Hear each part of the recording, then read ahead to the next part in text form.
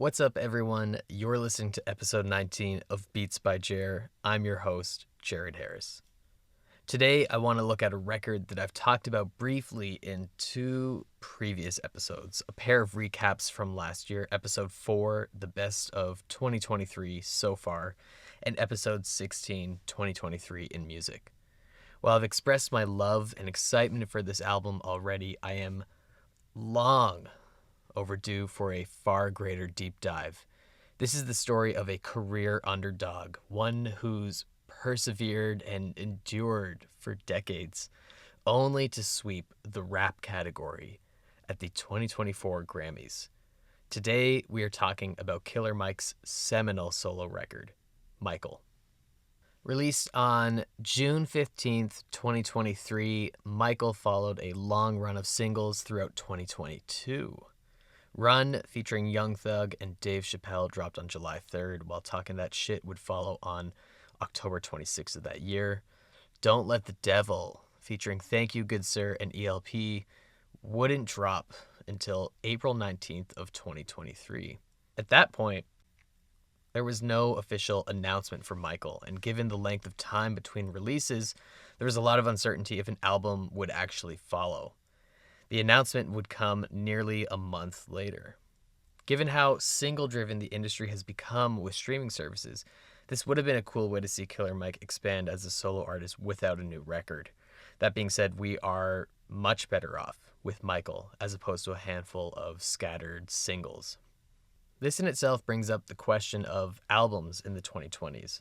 A run of well-timed singles can demand a level of relevance that was impossible to achieve in previous eras where physical sales were a necessary metric.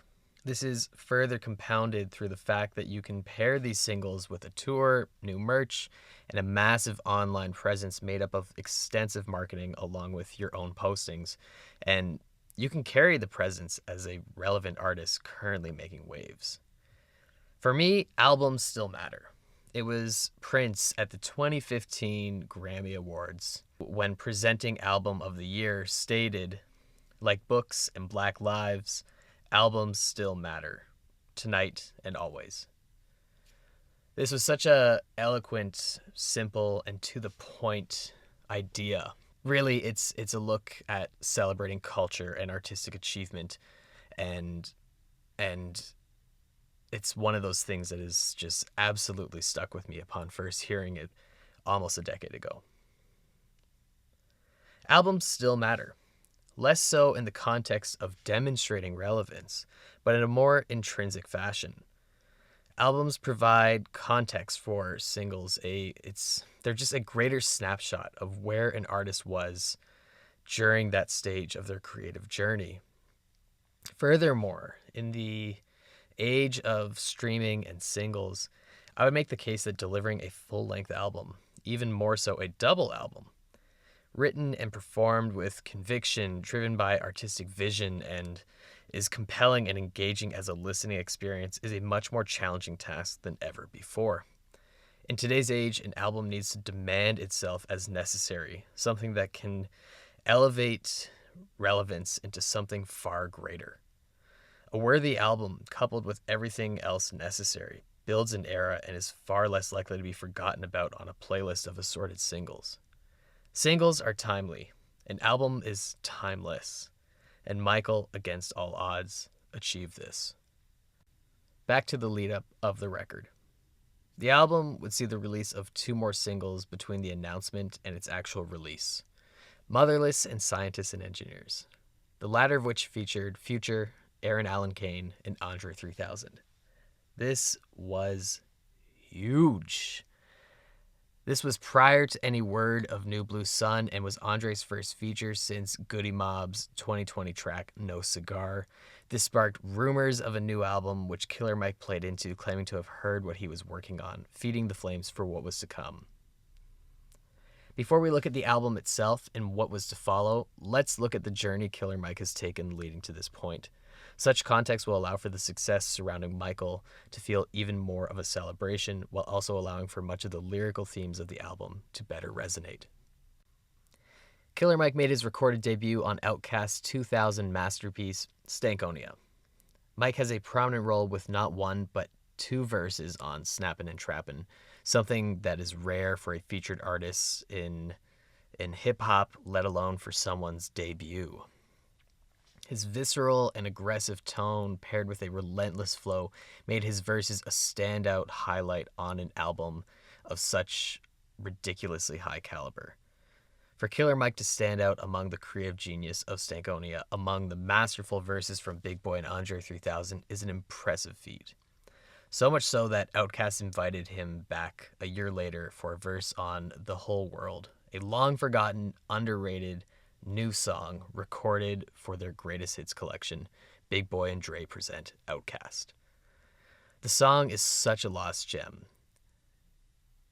but it did win the Grammy Award for Best Rap Performance by a Duo or Group in 2003, snagging Killer Mike his first Grammy. His work with Outkast would continue through 2002 and 2003, appearing on Land of a Million Drums, Bust, and Flip Flop Rock. This would not go unnoticed, earning Killer Mike the recognition of Jay-Z, who would feature him on Poppin' Tags off the Blueprint 2, The Gift and the Curse. This would coincide with Killer Mike's debut solo album, Monster, released in 2003 via Outkast record label Aquemini, in conjunction with Columbia. This is a record very much of its time. The beats, the production has that early 2000s flair reminiscent for like Eminem and DMX. Mike himself remains an impressive force. The album would receive favorable reviews and would peak at number 4 on the Billboard R&B charts and, more impressively, number 10 on the Billboard 200. Monster is a really cool album, a lost gem from a different time in hip-hop and one worth revisiting. That being said, this would unfortunately be the peak of Mike's career on the charts as a solo artist. His follow-up album, I Pledge Allegiance to the Grind, would not chart at all, and while 2008's I Pledge Allegiance to the Grind 2 and 2011's Pledge would grace the Billboard 200 at 178 and 115 respectively, both albums would do very well on the Billboard R&B, rap, and independent charts, peaking as high as 20 on the indies and 9 on the rap charts. This signifies a shift. Within a decade, Killer Mike had gone from being among the most prominent up-and-coming rappers on the verge of breaking into the mainstream, someone whose feature was guaranteed to elevating a track in a way that could stand alongside some of the greatest of voices within the genre, to an underground and cult icon, someone who was recognized and respected by those engaged in the genre beyond what was charting. This brings us to 2012's RAP music. RAP in this case standing for Rebellious African People. The album was produced entirely by ELP, marking the first collaborative effort from Killer Mike and the producer, and his most successful album at the time since Monster. Not only was RAP music within the top 20 of the independent, rap, and R&B charts, but it would crack the Billboard Top 100, peaking at 82. RAP music was a really cool record, and up until Michael, I would say it was Killer Mike's greatest solo release. Led by songs like the title track, Butane, Go, JoJo's Chillin', and Big Beast. While it broke into the top 100, the record was not enough to make Killer Mike a well-known rapper among the mainstream from a sales perspective.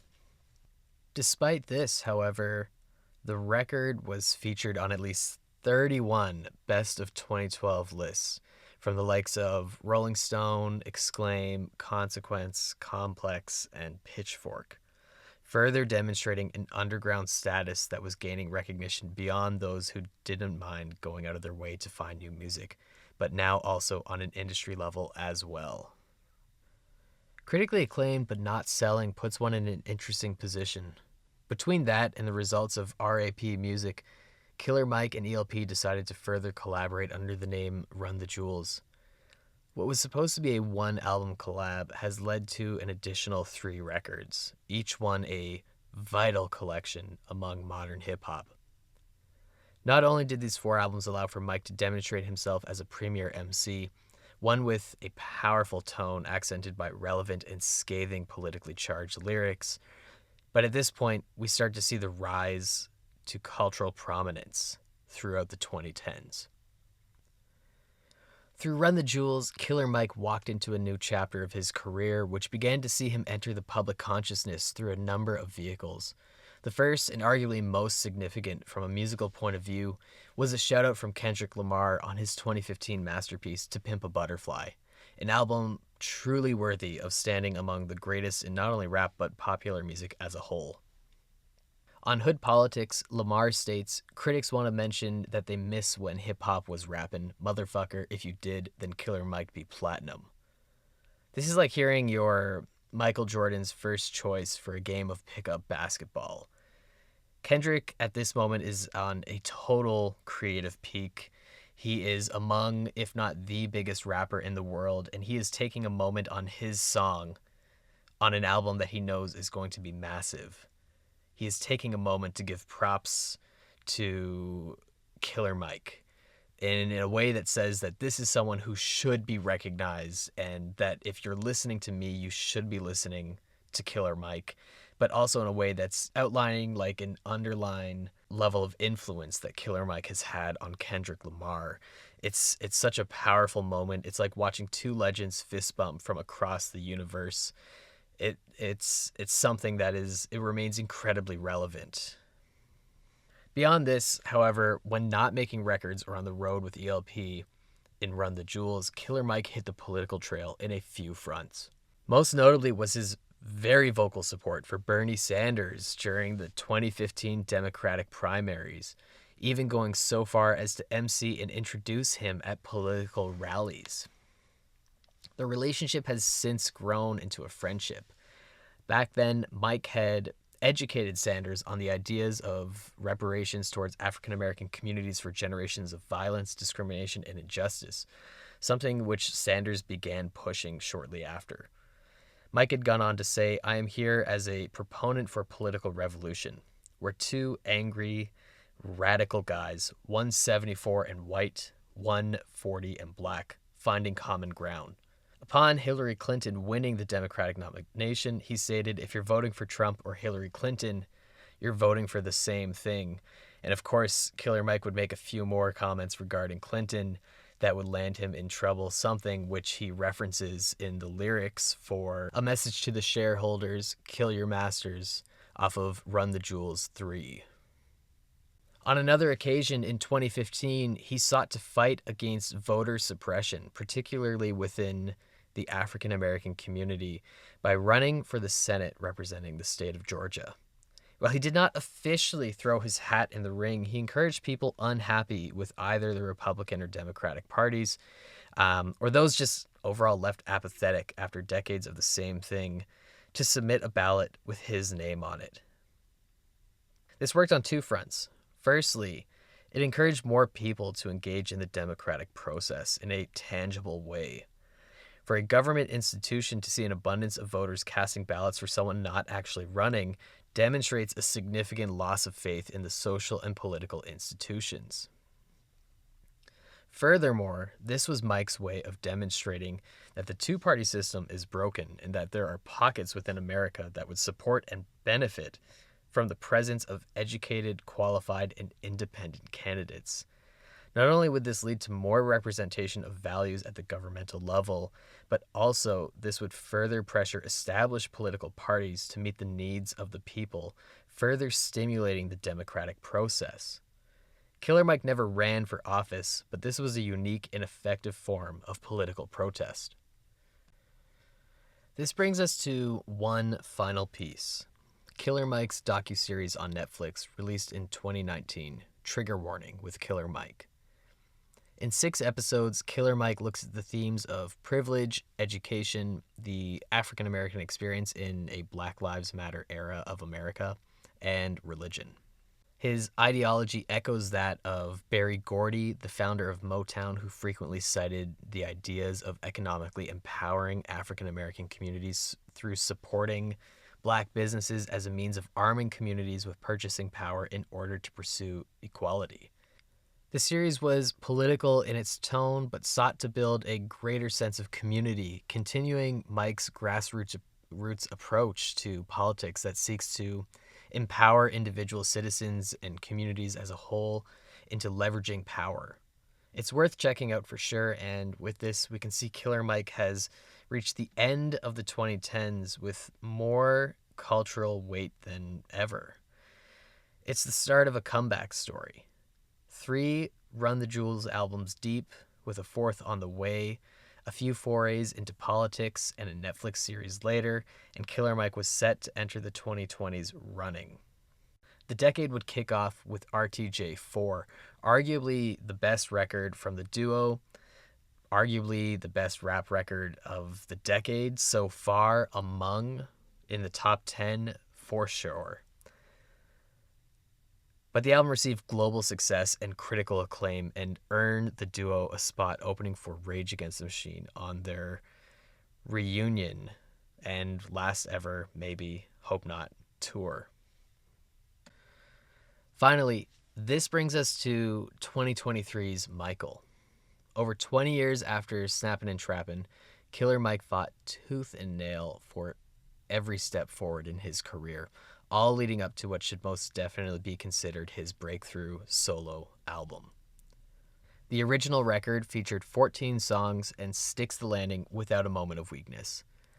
Lyrically, Michael is equally political as it is personal, with Mike processing his career as rap's most underrated and overlooked MC, despite his acclaim and the other rappers he's shared the booth with. Furthermore, much of the record looks at the loss of both his mother and grandmother. Through personal examination, Michael is an album propelled by honesty and a refreshing sense of vulnerability that is often absent within hip-hop. Through his exploration of his youth and moving forward as a black man in modern America, Killer Mike uses his own life as an allegory for the modern African American experience. The way he intertwines his own life experiences with relevant social and cultural touchstones to exclaim that this story is largely not unique to him is incredibly powerful.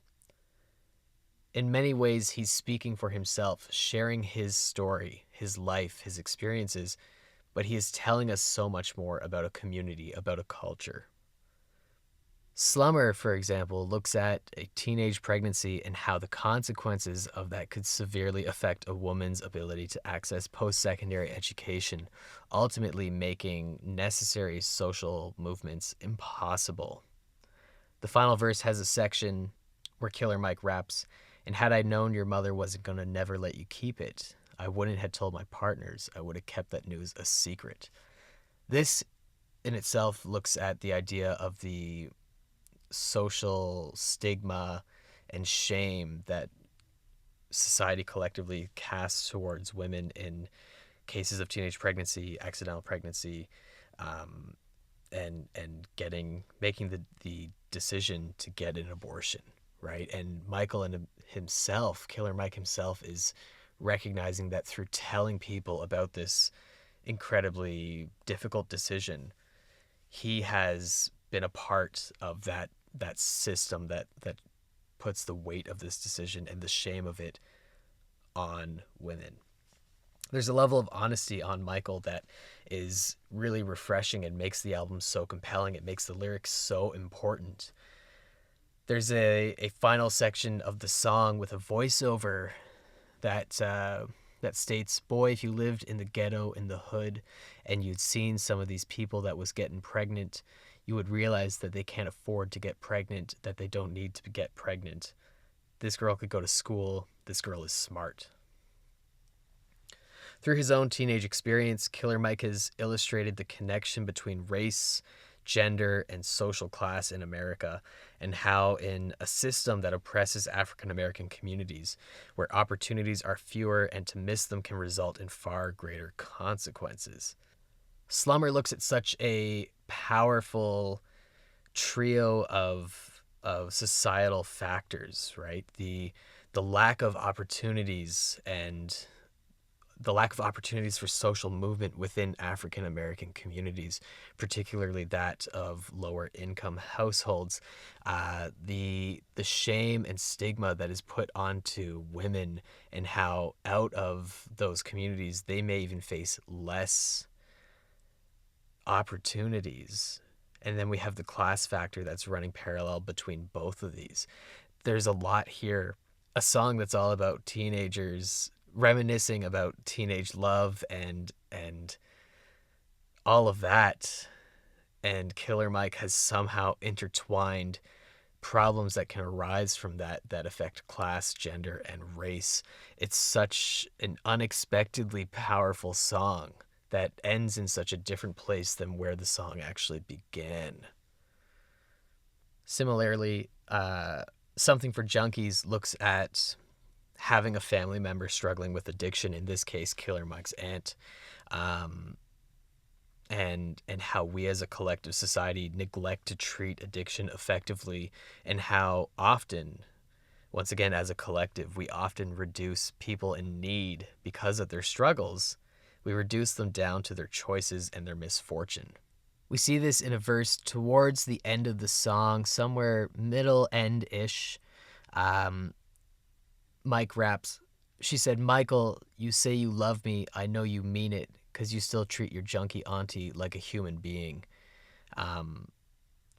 It's such a simple delivery. It's such a simple line, but it speaks bounds to how we just neglect those in need because of addiction, how we fail to treat addiction as a mental illness, and how we often place blame on people for their addictions rather than seeking further funding, further support, further social acceptance for the ideas of recovery and rehabilitation. Musically, Michael is as influenced by hip-hop as it is gospel music. Perhaps this is a musical connection that runs parallel to the personal themes of the lyrics, with Killer Mike bringing us back to his youth through his words and also the music of his upbringing. Or perhaps he simply sought to bring a gospel influence into the record without any additional thought to it. A large part of this comes from the use of additional singers, most notably Aaron Allen Kane, who can be heard on 5 songs, Lena Bird Miles, CeeLo Green, Jason McGee and the Choir, and Jagged Edge. Miles will take you to church. What a voice. Lena Bird Miles, an incredible and impactful vocal performance on the record. It isn't just the inclusion of R&B and gospel vocals that separate Michael from modern hip-hop, but it's how the vocals are used within the arrangements, often used beyond a simple supporting role and more so than just providing hooks within the chorus. Often, these vocalists are in the lead position for lengthy segments. Miles' vocal breakdown on Shed Tears and Kane's choruses on Enrich in particular are exemplary moments that shine beyond their own performance. They elevate the entire record, just like Killer Mike on Snappin' and Trappin'. The idea of Michael being a gospel album is furthered by the use of a live band that includes bass, keys, guitar, and organ, playing over programmed beats. The use of live instruments feels warm amid the cutting tones of the electronic drums. With that, let's talk about the key highlights that stand out across this record. Down by Law is the perfect opening song for this record. It sets the gospel tone with the bass and the introduction of the organ that just cuts right through, accented then by CeeLo Green's vocals before the beat comes in at full force with Mike spitting fire. The arrangement and instrumentation is so lush and dense while still feeling organic. At moments, the guitar that is used prominently towards the end of the song can be heard from the left underneath everything, and the keys and horns echoing each other's melodies is such a subtle way of changing the main motif without actually changing it musically, more so just changing the voice that carries it. And of course, CeeLo's closing vocal swell over the final verse is exceptional. It's such a great song that just sets the tone for what you should come to expect from this album. And rather than be a one-off of gospel-infused hip-hop, Down by Law just lets you know that this is the theme, the musical theme that is going to run throughout the course of this album. Run opens with a monologue from Dave Chappelle, which compares the African-American struggle to that of the soldiers who stormed the beaches of Normandy, in a way that does not diminish the sacrifice of the latter, but rather heightens the bravery and determination of the former in an ongoing attempt towards progress in spite of intergenerational systemic oppression. The song itself is a slow-paced rap track accented by horns that moves with a monumentous strut. But the monologue really does shine bright, and it's really interesting because it's Dave Chappelle, but it's such a unique way of looking at social progress and how, on one hand, generations ago we championed those who literally went across the world to fight for equality, justice, freedom, and the same government that sent those men over there condemns those that do so on the home front. It's a really powerful and moving monologue, and it just sets the tone for the song so well. Talking That Shit is among the few songs without a featured rapper or singer and captures Killer Mike at his strongest on the album. His flow is somehow both nimble while impossibly grounded, like an unmovable object. If the musical tone of the rest of the record is too ambitious for modern hip-hop, then Talking That Shit is Killer Mike demonstrating his worth among the greatest MCs of our time, letting the genre know that he'll enter the booth on any occasion and exit triumphantly. Scientists and Engineers is an obvious highlight, largely for the opening verse from Andre 3000. If New Blue Sun left you longing for Andre the rapper, not Andre the flautist, then here is all the proof you need that he remains among the greatest the genre has ever seen. The beat changes entirely from the futuristic odyssey that backed Andre for Future to come in over an organic section, minimal in tone, allowing for his flow to play counterpoint with a beautifully clean guitar. The electronic sheen returns for Mike, who closes out the song. The audacity, the courage he has to follow Andre 3000, an esteemed legend, one of the greatest ever, and Future, one of the most unique rappers to emerge from the 2010s, but then to have the additional audacity to elevate the second half so that it meets and surpasses that of the two featured artists in the first. It's crazy. Killer Mike took the role, he knew the assignment, and he landed that song in a way that no one else could have. Who else but Big Boy is out there trying to follow Andre 3000? Killer Mike is, that's who. Scientists and Engineers, for this reason, is Killer Mike once again telling us that he could hold his own beside those who are far more well-known and revered and can still come out on top. Don't Let the Devil is an RTJ reunion. Not only was it featured by ELP, but it also is produced by him as well. Curiously, aside from hearing the two voices together, the song doesn't sound like Run the Jewels. Much credit must go to ELP for being such a versatile producer than most would give him credit for. The beat is slick and modern, making use of sampled voices performed rhythmically to make melody and harmony out of these sound bites. There is something cinematic to the beat. It could have been used in a movie and maybe return in the credits with the rapping added. All around, it's a really cool song. It's a little too short. I don't know. I have this song on repeat regularly. There could have been more verses for sure, but maybe it's so special in the sense that it is short. All around, It's a really cool song. It succeeds at bringing Killer Mike and ELP together while fitting the tone of Michael organically rather than what could have been a cheap cameo. Um, that being said, this is one of my favorite songs on the album, without a doubt. Since winning 3 Grammys, Killer Mike has re-released an Album of the Year edition of Michael on streaming services, collecting previously unreleased songs, single variants, a live track, and 2 alternative versions of previously released album cuts. This is such a genius marketing tool, as it reintroduces people after seeing the Grammys to his album while reinvigorating interest from those who already heard it, almost as though rewarding his own audience for sticking with him with the addition of new music.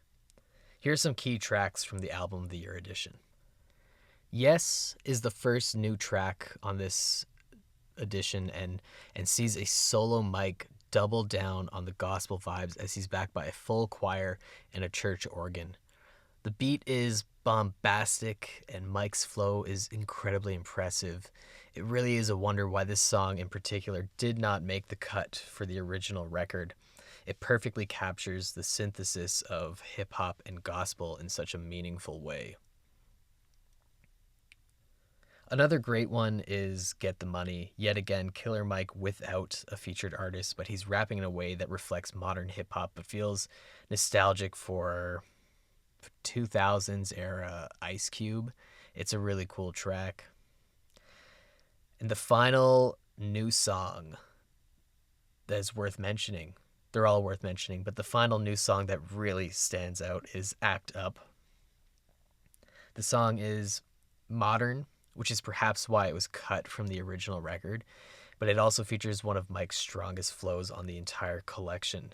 The moral of the story continues: don't sleep on Killer Mike.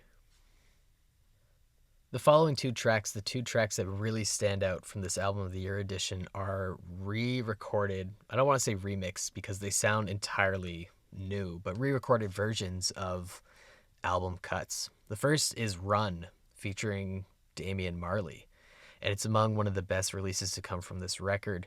The song is almost entirely re-recorded with only the horns and elements of the beat making the transition from the original to this version. A crisp electric guitar can be heard in an offbeat reggae pattern weaving around the horns. Marley's verses are spectacular. I would love to hear future collaborations between Marley and Mike. Maybe bring him back for the next Run the Jewels album. This version of Run absolutely slaps. On a completely different note, Motherless, a rendition featuring none other than Robert Glasper, is stunning. Again, entirely re-recorded, Mike's verses are mixed in a way that feels like he's right there in the room beside you, with Aaron Allen Kane's gospel voice in the distance echoing the traditional spiritual, sometimes I feel like a motherless child. Without a beat, it's just Glasper on a grand piano, Mike and Kane. It's intimate and so heart-wrenchingly vulnerable. As Mike goes forward, reflecting on the loss of his mom and grandma, his voice begins to break until he's at a point where he's rapping through his tears.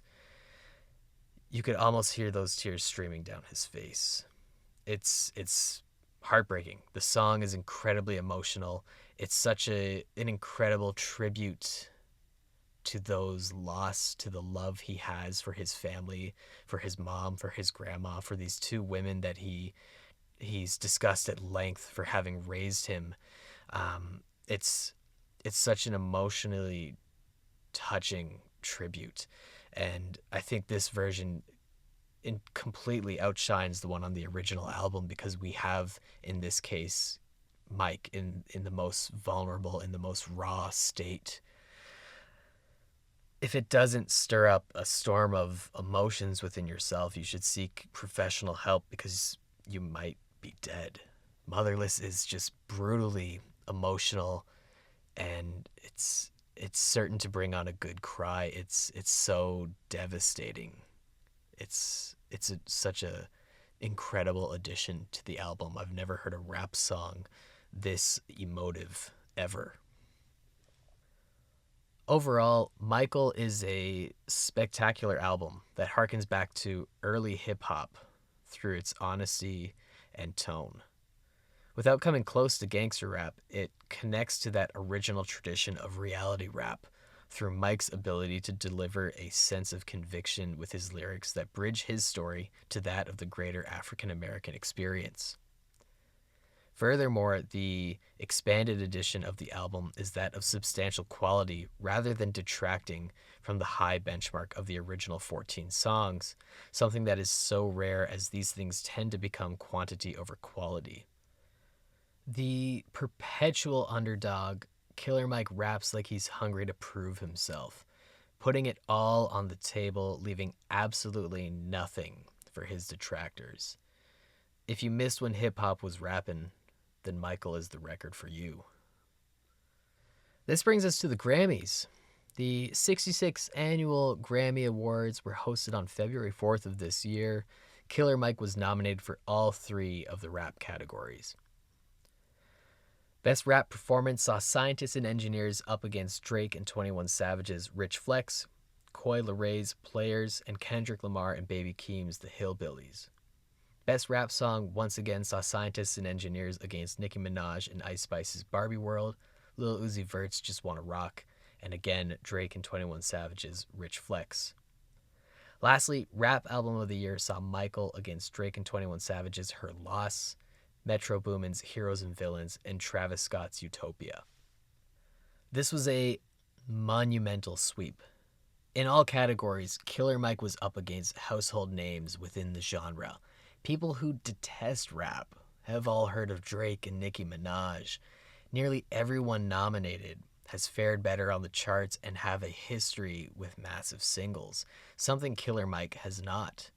This speaks to the significance of Michael as an album, a record that refuses to chase trends and what's in vogue for the sake of playing the singles game with streaming and social media. A record that is thematically and musically unified in a way that is often absent within the genre while pushing into an alternative direction with a strong gospel presence. A record that stands as culturally relevant and politically challenging. Michael excels as a full-length album that engages listeners to see it through. There's substance and conviction, intent and soul. Now, Grammys are cool and all, but they aren't a metric that we should really use as determining artistic and creative value. Much like sales and streaming numbers, awards are a great tool to look at an artist and their work and how it has resonated within an industry and society. It has its place, but it's not the be-all, end-all. Because of this, I don't typically care for the Grammys. In fact, I can't even tell you the last time I watched them. However, as someone that has followed Killer Mike's career for the last decade, I have never been so excited for anyone to win any award ever, let alone 3 of them. For those who have watched him find his way as the king of the underground, there was something exhilarating about seeing him take the stage for the 3rd time and seeing the photographs of him holding all 3 gold gramophones. This is part of why I did this episode. Aside from my love for his work, I felt such a unique sense of excitement for Killer Mike. Something strange given that I've never met him. But I wanted to get into why this moment was huge. The second reason was about propelling the proper narrative. Shortly after winning his award, reports came in over Mike's arrest. Apparently, there was an altercation with a security guard when arriving at the award show, and he was apprehended shortly after.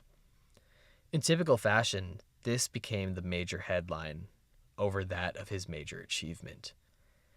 Michael is a celebration of Black excellence, and it left me deeply bothered to my core that such an artist on one of the biggest nights of their career could be further overshadowed by what seems to have been a misunderstanding. What should have been a blip on the radar, a misdemeanor at most from the reports, is now forever attached to this incredible moment. And it echoes a societal narrative of of oppressing African Americans, particularly black men, and minimizing their achievements by associating them with their mistakes and their actions. It's a reoccurring narrative, and given the political effect Killer Mike has had in the last decade, given the tone of this album, it felt all too eerily familiar to just let stand without trying to set the narrative right. There is a greater significance to Mike's sweep of the rap category. For starters, we are seeing a continuing trend of the Grammys and their voting committee taking hip-hop more seriously and recognizing it more as an art form rather than a novelty. This is something that can be said for the last few years, with the likes of Kendrick Lamar, Nas, and Tyler, the Creator, all winning the coveted Rap Album of the Year award. Additionally, we can look at trends within the genre as a whole that can stem from the success of Michael. We can look at the record as a musical evolution, something that is not often rewarded at this level in rap. Rarely are albums with underground roots while pulling overt influences from other genres' mainstream successes. This is something that would be really cool to see as a means of continuing to expand the bounds of the genre, whether it's bringing in live instrumentation or a more overt use of influences outside of the genre. I think Killer Mike has propelled the genre in a whole new different direction with Michael, and it would be thrilling to see other artists challenge themselves artistically, creatively, in pioneering rap into different directions like this. We can also look at the idea of rap as a young man's game. This at least is the narrative, the ideology of the genre.